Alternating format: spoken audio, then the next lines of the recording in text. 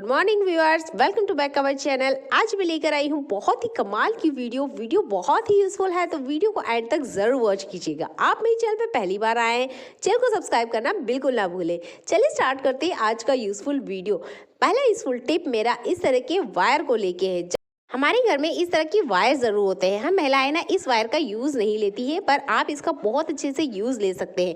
तो आपके घर में प्लार भी ज़रूर होता होगा। जब भी आपको इस तरह का वायर मिलता है तो कुछ छोटे छोटे टुकड़ों में इसे काट के रेडी कर लेना है।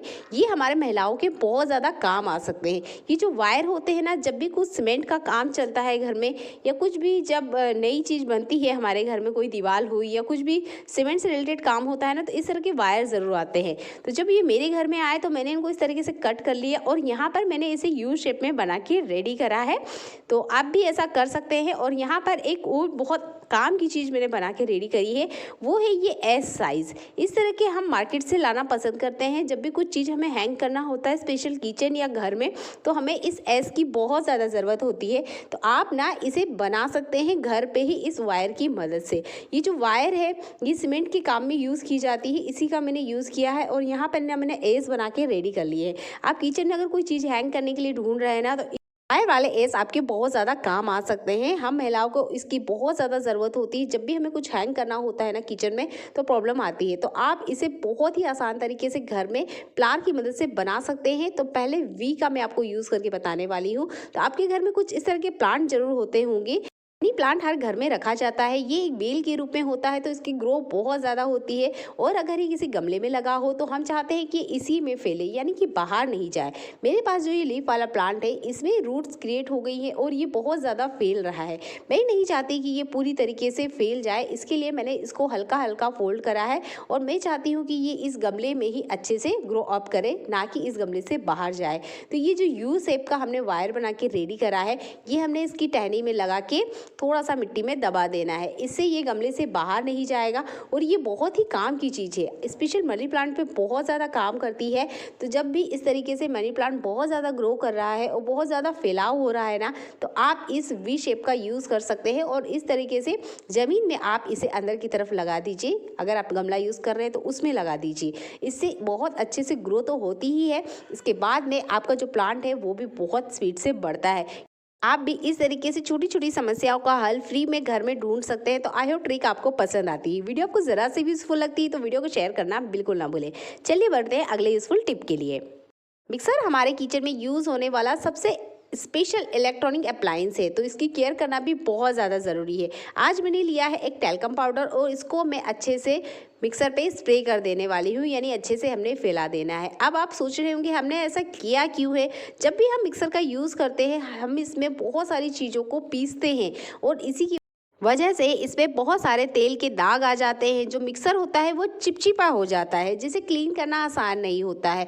ये एक इलेक्ट्रॉनिक अप्लायंस है, तो इस पर हम पानी का यूज़ नहीं कर सकते। यहाँ पर हम पाउडर डालेंगे और इसके ऊपर जितनी भी चिकनाहट है उसे बहुत आसानी से क्लीन कर लेंगे। सिंपल सा ट्रिक है, ट्राई आउट करके देखिएगा। यूज़ हमने पाउडर ही करना है। अब आप सोच रहे होंगे हम यहाँ आटा भी यूज़ कर सकते हैं, पर अगर आटा थोड़ा बहुत भी रह गया तो इसमें कीड़ा कॉकरोच आसानी से चला जाएगा, इसलिए हम यहाँ आटे का यूज़ नहीं कर सकते हैं। हमने यूज़ करना है सिर्फ टैल्कम पाउडर का ही। इससे बहुत आसानी से इसके तेल के दाग निकल जाते हैं। मिक्सर में जहां हम जार लगाते हैं, अगर इसमें किसी तरीके से मसाला या तेल गिर गया है तो इसे साफ़ करना तो और बहुत ज़्यादा सिर दर्द हो जाता है। तो इसे क्लीन करने के लिए भी आप टैल्कम पाउडर का यूज़ कर सकते हैं। और अभी आप देख सकते हैं मिक्सर बहुत अच्छे से ना साफ़ हो गया है। सिंपल सा ट्रिक है, ट्राई आउट करके देखिएगा। आपको बहुत ज़्यादा पसंद आने वाला है, क्योंकि ये तरीका सबसे आसान लगता है मुझे इसे साफ़ करने के लिए। तो आई होप ट्रिक आपको पसंद आती है। चलिए बढ़ते हैं अगले यूज़फुल हैक के लिए।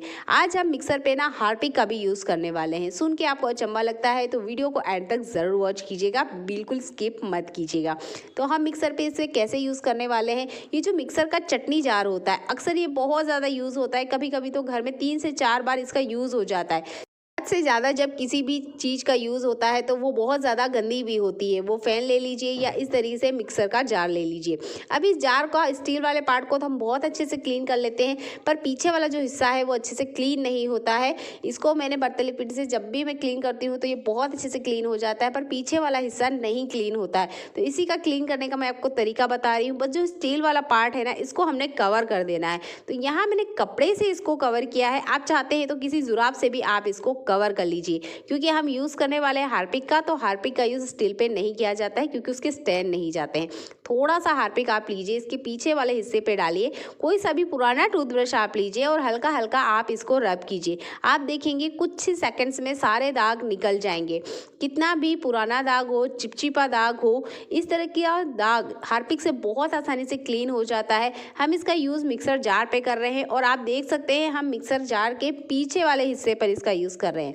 अंदर वाले हिस्से पे बिल्कुल हम हार्पिक का यूज़ नहीं कर रहे हैं और हम इसका यूज़ सिर्फ दाग धब्बा हटाने के लिए कर रहे हैं। कितना भी पुराना दाग क्यों ना हो, कुछ सेकंड में क्लीन हो जाएगा। तो ये ट्रिक आप मिक्सर जार के पीछे वाले पार्ट को क्लीन करने के लिए ज़रूर करें, क्योंकि इस सरफेस पे हार्पिक बहुत अच्छे से काम करता है और जो दाग धब्बे हैं वो बहुत अच्छे से क्लीन हो जाते हैं। तो आई होप ट्रिक आपको पसंद आता है। मैं इसको क्लीन करके आपको दिखाना भी चाहूँगी। कुछ ही सेकेंड्स में सारे दाग निकल गए हैं। तो आई होप ट्रिक आपको पसंद आता है। बस ध्यान दीजिएगा कि स्टील वाले पार्ट पर हमने हार्पिक बिल्कुल नहीं लगाना है, नहीं तो दाग नहीं जाएंगे। मिक्सर जार या पानी की बोतल को जब भी आप सुखाते हैं तो कोशिश कीजिएगा कुछ इस तरीके से थोड़ा सा चम्मच या चाकू ज़रूर रख दीजिए। इससे हवा इसमें जाती रहेगी और बैड स्मेल नहीं बनेगी। अगला यूज़फुल ट्रिक आपको बहुत ज़्यादा पसंद आने वाला है। इस तरह का नारियल झाड़ू आपके घर में भी होता होगा। नारियल झाड़ू को और मजबूत कैसे बनाएं, तो यहाँ हमने नारियल झाड़ू को खोल लिया है। उसके बाद में लिया है जूते का एक पुराना लेस और इनके हाथों को आप ध्यान से देखिएगा। जिस तरीके से ये लेस को बांध रहे हैं बिल्कुल इसी तरीके से अगर आप घर में इसे बनाते हैं तो यही नारियल झाड़ू आपकी महीनों तक चलेगी। तो आप इनके हाथों को ध्यान से देखिएगा। इन्होंने लेस के एक पार्ट को अंदर की तरफ करा है, 2 बार अच्छे से इसको घुमाया है कड़क हाथों से और उसके बाद में इस लेस के हिस्से को दूसरी तरफ वापस इन्होंने पकड़ लिया है अंगूठे पे और फिर से इसको बहुत टाइटली इन्होंने घुमाया है। ये इसी तरीके से नारियल झाड़ू को बांधते हैं और ये झाड़ू ना बहुत लॉन्ग टाइम तक चलती है। इसको बांधने के लिए आप जूते की लेस या कड़क रस्सी का यूज़ करें। इससे ये बहुत लॉन्ग टाइम तक चलती है और बिल्कुल टूटती नहीं है। जिस तरीके से इन्हें बांधा है इन्होंने, बिल्कुल आप इसी तरीके से अगर नारियल झाड़ू को बांधते हैं तो ये बहुत लॉन्ग टाइम तक चलेगी और बिल्कुल भी टूटेगी नहीं।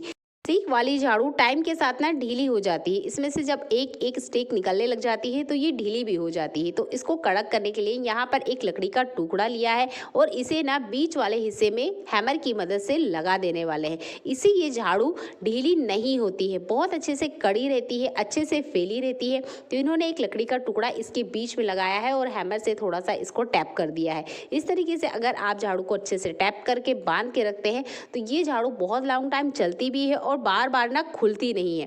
तो 2 से 3 लकड़ी के टुकड़े और इन्होंने कट किए हैं और इन्हें झाड़ू के पीछे वाले हैंडल वाले हिस्से पर ये लगा देंगे। इससे झाड़ू बहुत अच्छे से कड़क हो जाती है और जो झाड़ू का फैलाव है वो बहुत ज़्यादा घना हो जाता है, जिसकी वजह से झाड़ू लगाने में बहुत ज़्यादा आसानी होती है। तो अच्छे से इन्होंने टैप कर दिया है और ये झाड़ू काफ़ी ज़्यादा मजबूत हो गई है, अब बहुत लॉन्ग टाइम तक चलने वाली है। तो आपके घर में भी जब भी सिक्की झाड़ू आती है तो इस ट्रिक को ट्राई आउट करके देखिएगा। मैं आपको दिखाना चाहूँगी यहाँ 2 से 3 लकड़ी इन्होंने लगाई है और ये झाड़ू बहुत अच्छे से चलती है। अगला यूज़फुल ट्रिक मेरा मिक्सर के जार को लेके ही है। जब बहुत ज़्यादा हम इसका यूज़ करते हैं तो इसकी जो धार होती है वो ख़त्म हो जाती है। इसे ठीक करने के लिए आप नमक का यूज़ कर सकते हैं। तो जो भी नमक आप खाने में पसंद करते हैं उस नमक को आप ले लीजिएगा। मेरे पास दोनों ही तरह के नमक है, काला नमक भी है और सफ़ेद नमक भी है। तो जो काला नमक है ना, इसमें थोड़े से लम्स आ गए हैं, इसको मैं डाल रही हूँ ताकि ये जो लम्स है वो भी ख़त्म हो जाए। आपके पास डली वाला नमक है तो उसका भी आप यूज़ कर सकते हैं, इससे इसकी धार बहुत अच्छे से हो जाती है। तो मैं इसे अच्छे से घुमा लेती हूँ, उसके बाद मैं आपको दिखाऊंगी कि इसकी धार कितनी ज़्यादा तेज़ हो जाती है। तो नमक अच्छे से डल्ली ख़त्म हो चुकी है और ये अच्छे से हो भी गया है और जो मिक्सर की जार की धार है वो भी ठीक हो गई है और इसकी जितनी बैड स्मेल है ना वो भी रिमूव हो जाती है। तो इस ट्रिक को आप ज़रूर ट्राई आउट करके देखिएगा। सिंपल सा ट्रिक है, मिक्सर के जार की धार भी अच्छे से बनी रहेगी और आपकी जो भी आप चटनी बना रहे हैं, मसाले बना रहे हैं वो भी आसानी से पीस जाएंगे। तो महीने में एक बार ये काम ज़रूर कीजिएगा।